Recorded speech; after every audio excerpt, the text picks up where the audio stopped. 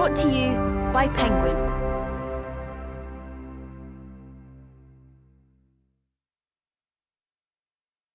Doombringer by Chris Riddell and Paul Stewart.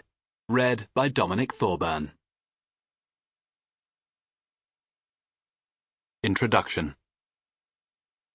Far, far away, jutting out into the emptiness beyond, like the figurehead of a mighty stone ship, is the Edge. A torrent of water pours endlessly over the lip of rock at its overhanging point. This is the Edge water, a mighty river that crosses from one end of the Edge to the other.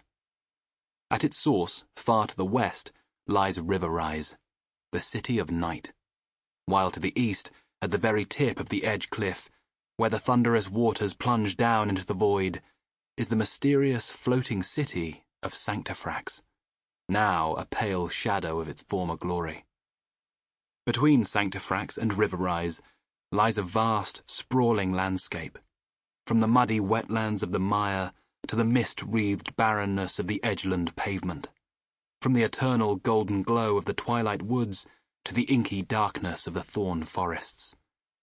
Along with River Rise, there are two other great cities that have prospered in this, the third age of flight: Great Glade and Hive.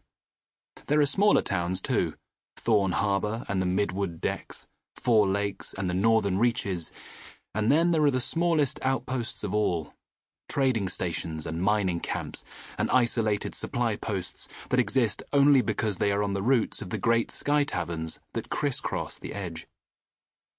One such a place is the sky platform at the Farrow Ridges. Passing sky taverns dock there briefly, taking fresh water on board and trading supplies for local produce with its solitary platform keeper. They don't stay long, for this is a wild, untamed area, with savage, hammerhead goblin tribes roaming the forests, and fearsome white trogs said to infest the caverns beneath the ridges. Yet, a few intrepid pioneers have made the Farrow Ridges their home.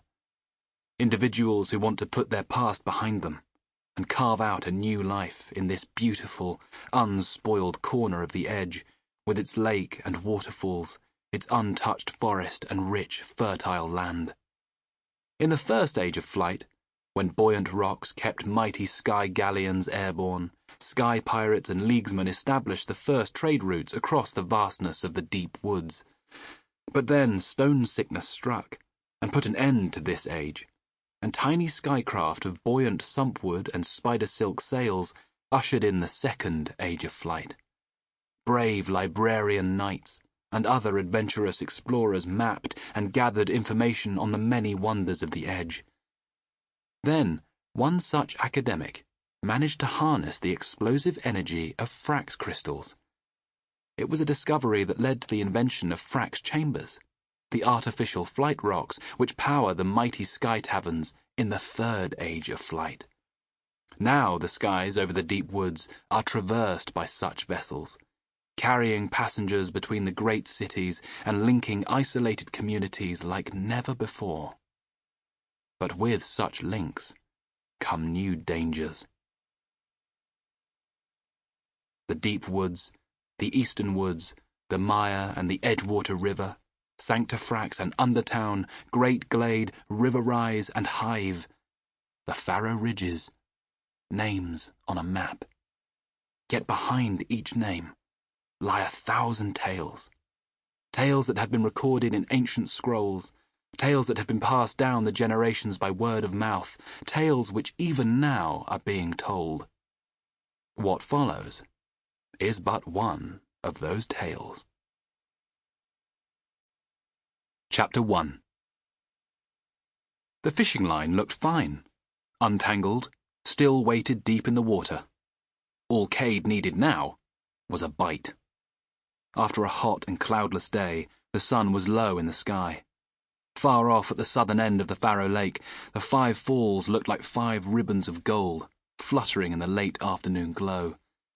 On either side of the falls, the forest pines were black and jagged against the pale sky.